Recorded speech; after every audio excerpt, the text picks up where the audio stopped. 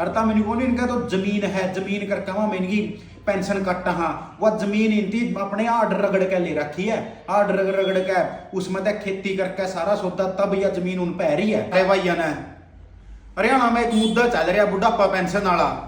BJP सरकार ने क्या कम से कम भी 70-72 हजार जो बूढ़े हैं अपने बुजुर्ग है, जो अपना मान सम्मान है, उनकी पेंशन काट दी या रोक दी।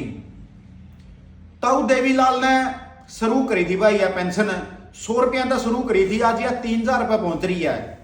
उस समय में ये 100 रुपये नहीं थे, वो एक मान सम्मान था बुजुर्गों का। उसने न्यू दिखाया था उस समय ताऊ देवीलाल जी ने अपना भाई बुजुर्गों का लिए सरकार खड़ी है, लेकिन इस सरकार ने कह यह पेंशन काटने लग रही है। एक तरफ तो नयाब सैनी जी ये कहने लग रहे हैं मैं 200 रुपये बढ़ा के देवांगे, और दूसरी तरफ यह पेंशन बुजुर्गों की रोकन भी लग रही है।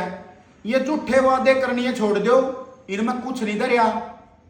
एक चीज और मैं बताऊंगा, 3000 रुपया में इन बूढ़े की पेंशन जो मिलने लग रही है, पोते हैं, द्योते हैं, बेटा है, बेटी है, किसी ने चीज दुआ दी, किसी ने मिल लिए, उनका बेचारे का टाइम पास हो रहा है। जो ये बड़े बड़े एमएलए मंत्री है ना, जो एक बार एमएलए बन गया उसकी पेंशन लग जाए, जितनी बार उन्हें ओथ लेवे नहीं उतनी बार उनकी पेंशन बंद जे है। उनकी पेंशन कहता नहीं रोक दे भाई तमें।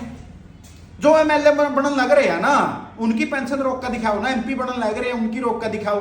एक गरीब एमएलए बन जो, उसकी पेंशन भी लग गया, तनख्वाह भी लेवा और वो के बरा 200 करोड़ का मालिक भी होया पावा। जो ये बूढ़े हैं, इन बूढ़े में तो न्यू दिख गया 3000 रुपया में तो बिरानी कौन अरबों खरबोपति हो गए, लेकिन एमएलए मंत्री ही कौन कटेगा भाई।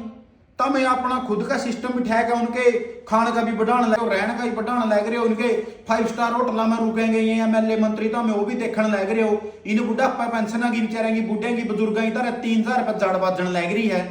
कमाल है भाई। बुजुर्गों का मान सम्मान कर लियो। यू हरियाणा में बुजुर्ग रह रहे हैं जो ये मान सम्मान का प्रतीक है, इनकी क्यों बेचारा का नाश पीटन लग रहे हो। अगर तुमने पेंशन काटनी है ना उस एमएलए काटो जो 6 बार एमएलए रह लिया, 5 बार एमएलए रह लिया, और कितने लाख रुपये फ्री फंड के लेने लग रहा है। जे तुमने यूं कहा नहीं भाई हम तो इनकी पेंशन काटांगे, पेंशन रोकांगे, इनका घर गाड़ी है, इनका घर जमीन है, इनका घर फलानी चीज है, भाई वो गाड़ी इनती आपके पीछे की ले रखी है कमा के मेहनत करके। और तब मैंने बोली इनका तो जमीन है, जमीन करके वहां मैं इनकी पेंशन कट हाँ वह जमीन इनती अपने आर्डर रगड़ के ले रखी है, आर्डर रगड़ के उसमें तो खेती करके सारा सौदा तब यह जमीन उन पै रही है। ये एमएलए मंत्रियां जो नहीं बैठे कड़ियां एक कलम मेरे यार सारा सौदा ले लिया। भाई मेरी तो एक विनती है ना बुजुर्गों की ना पेंशन काटो, अगर उसका दिन बुजुर्गों की जितनी हो उसका पेंशन बढ़ा दो, काटो ना। धन्यवाद।